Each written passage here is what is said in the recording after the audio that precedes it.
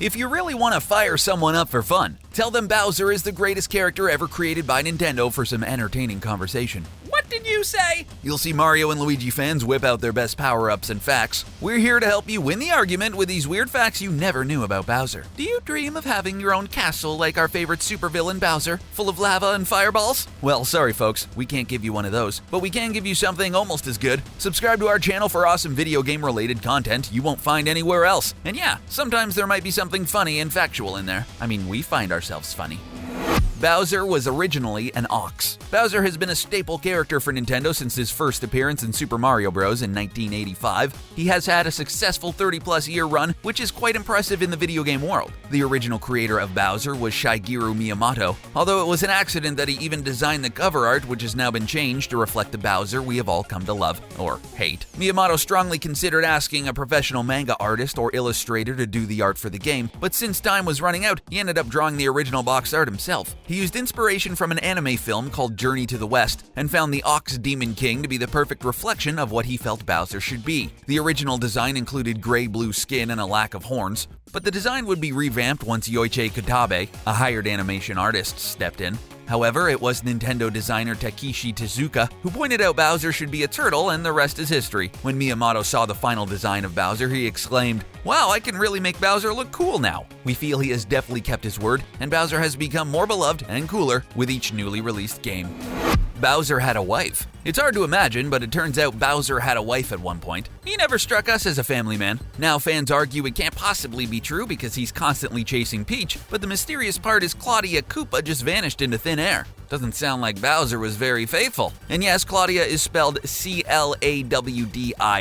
Very clever, Nintendo. Very clever. Clawdia first showed up in a Nintendo Power UK magazine solely for entertainment and was cited as Bowser's wife. There isn't much background information on her, or whether the two are still married or separated, but they certainly have their issues. There have been theories saying she may be the mother of both Bowser Jr.'s and the Koopalings. The Koopalings aren't exactly Bowser's children, which means Clawdia either had a husband before their marriage or was seeing someone on the side. Man, this is steamy. Either way, we know Clawdia isn't around anymore. She's hidden herself far away from the Mario, Bowser, and Peach drama, and we can't blame her. Get away, girl. You just keep running. Maybe she left because Bowser was always busy trying to kidnap another woman of a different species, which we can definitely see as problematic for any relationship. You don't need therapy to see that one. Artists and fans love to make up theories about what Clawdia is doing now. One of our favorite versions of Clawdia is the made-up one by FK Central. She's a typical mother who cooks, cleans, and makes sure her children are raised properly. The conflict between her husband and Mario is ridiculous, and she wants no part, so she moved out of the castle to avoid the drama. She knows her children also want to fight Mario, but she hopes they won't go down the same path as Bowser.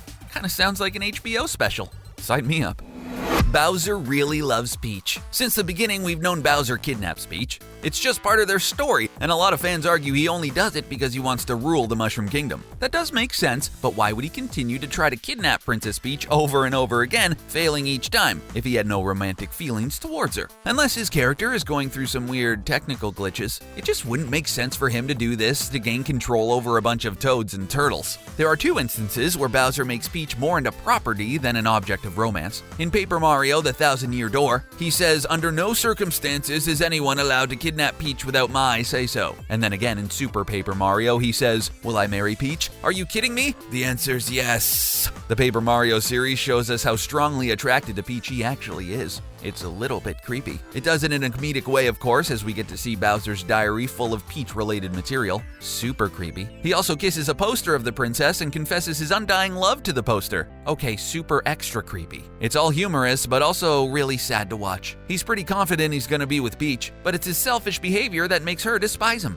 In the end, we just don't think a fire-breathing dragon turtle and a human girl would be able to make it work. But hey, love knows no bounds. 3 Korean dishes were inspiration for Bowser's name. If there's one thing we know, it's that Bowser loves food almost as much as he loves coming up with master plans to beat Mario and rule the Mushroom Kingdom. There is one food, however, he absolutely hates, and, like most of us, it's vegetables. No, Mom, I will not eat my broccoli. In Mario and Luigi, Bowser's Inside Story, we see how much he really hates his vegetables, and he even claims to get stomach aches from them. Aw, poor guy. So it would only make sense Bowser was named after a delicious Korean cuisine named Daimyo Koopa. When pairing the two next to each other, they look oddly similar. Well, it's not that Bowser looks like a bunch of veggies, it's mostly just the color palette that looks similar. We think it's best not to tell Bowser he looks like vegetables though. He might get a little annoyed. There were two runner-up dishes called Yuke and Bibimba, but it all comes down to King Koopa, because it just had a better ring to it. Is all this talk about food making you hungry? If so, why don't you try some of these dishes to see if Miyamoto was right in naming Bowser after them? Supposedly, they're quite spicy, so you might be breathing fire afterwards. Bowser is the world's #1 villain. Sure, this might be old news, but it's nonetheless just as important. Bowser was announced as the #1 villain of all time. Guinness World Records did a poll to see who people thought could make the cut, and out of the top 50 video game villains of all time, Bowser scored the top seat. Now, GLaDOS from Portal was the second runner-up, and that's pretty tough competition if you ask us. We're happy to see Bowser score the top spot because, after all, he's a part of the best-selling video game franchise of all time. After all the time it has taken Bowser to plan his elaborate kidnappings, we definitely feel he deserved the rightful seat on the video game villain throne. He's one of the most persistent villains, and it's no wonder he should be crowned king of the video game villains after over 30 years of conspiring against Mario. I bet you that's older than most of you watching. The runner-up GLaDOS was barely beat out for the spot, and only a small share of the votes kept the AI computer system from snagging the top spot. Sadly, Wario didn't even crack the top 50 list. No love for Wario, huh? What are some of your favorite Bowser facts? Do you believe the fan theory about Peach being the evil dictator and Bowser being the good guy? After all, how did a human get to rule over the Mushroom Kingdom? Would you want to know more about this theory? Let us know in the comments section below. Thanks for watching.